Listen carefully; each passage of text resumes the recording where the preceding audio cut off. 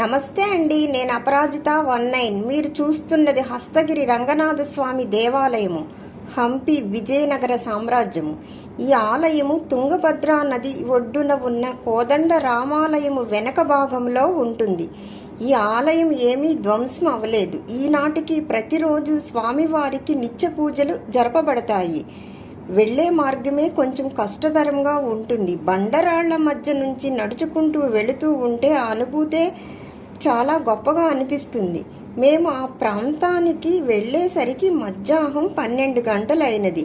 గుడి మూసివేస్తారని పైకి వెళ్ళలేదు. స్వామివారు చాలా రమణీయంగా ఉంటారట. మీరు ప్రొద్దుటపూట కనుక వెళితే తప్పకుండా స్వామివారిని దర్శించండి.